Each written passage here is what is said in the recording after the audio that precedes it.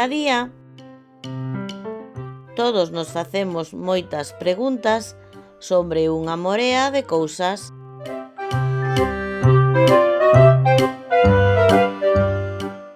Os científicos son as persoas que se adican a resolver todas esas dúbidas e preguntas.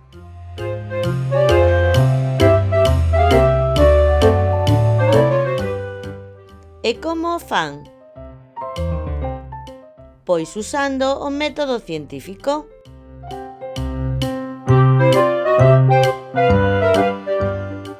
O método científico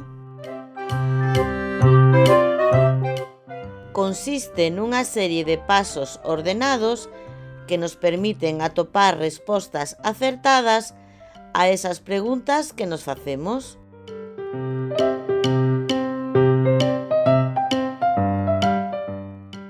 Estes son os 6 pasos. 1. Facémonos unha pregunta. 2. Procuramos información. 3. Propoñemos unha resposta. 4. Observo ou experimento. 5. Analizamos e sacamos conclusións. E 6. Difundimos os resultados.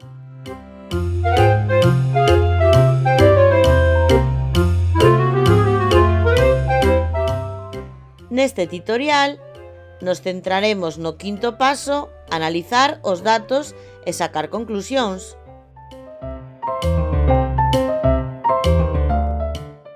Falamos de analizar datos, mais sabemos que son os datos?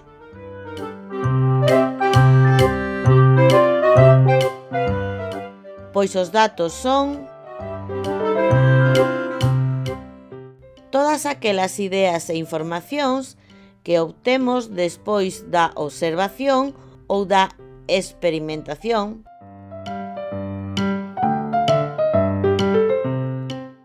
Os datos poden ser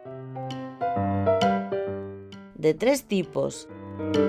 Cada científico pode traballar con 3 tipos de datos á vez ou soamente con un.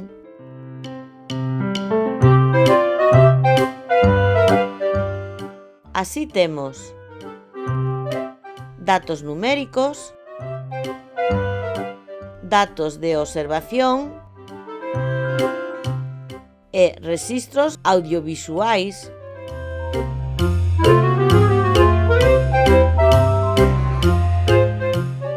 Os datos numéricos.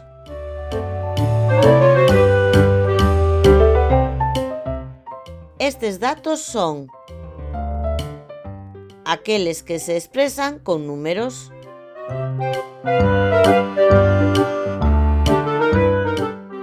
Por exemplo, a temperatura, o peso dun animal, o número de pétalos dunha flor.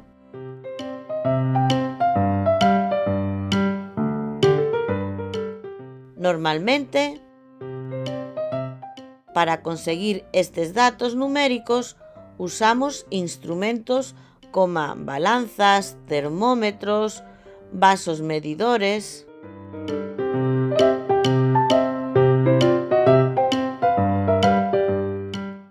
Os datos de observación.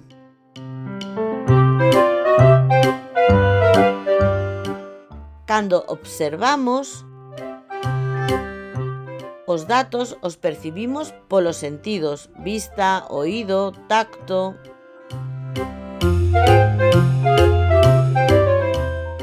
E ao igual que cos datos numéricos, tamén usamos aparellos como microscopios para mirar organismos pequenos, prismáticos para ollar cousas afastadas.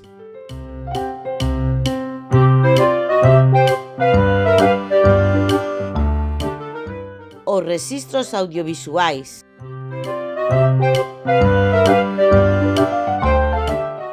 Estes datos son as fotografías, vídeos, grabacións de audio.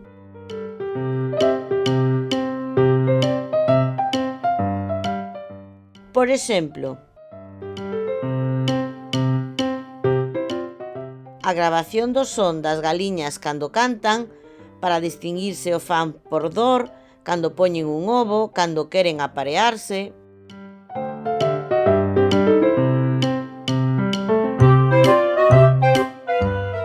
Unha vez temos os datos, xa podemos ir ao paso 5, analizar datos e extraer conclusións.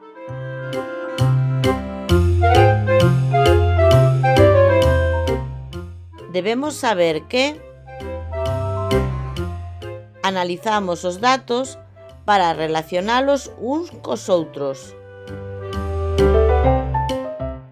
e así chegamos ás conclusións, isto é, unha explicación dos datos que obtivemos.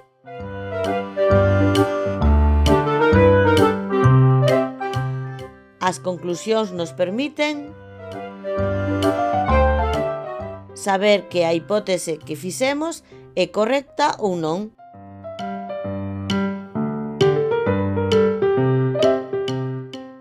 Polo tanto, se é correcta, vou ao paso 6. Difundimos a nosa investigación.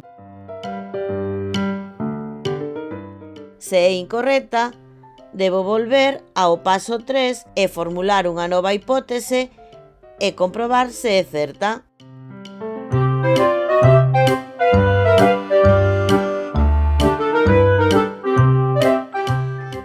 Ata aquí a clase de hoxe.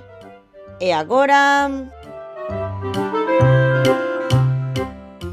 tócache.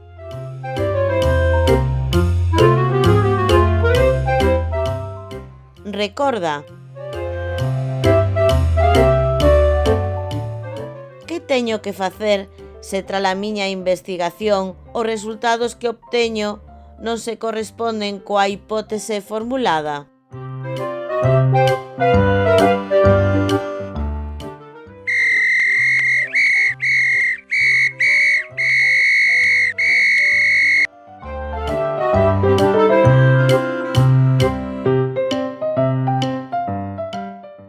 Xa o sabes. Pois vexamos a solución.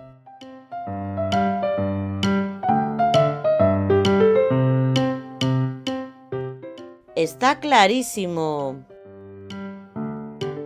Teño que ir ao paso 3 e propoñer unha nova pregunta, isto é, formular unha nova hipótese.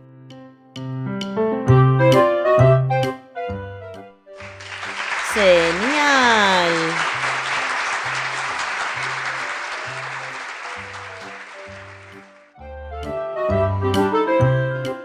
Máis contidos e fichas interactivas e imprimibles en profiaracelis.com. Graciñas.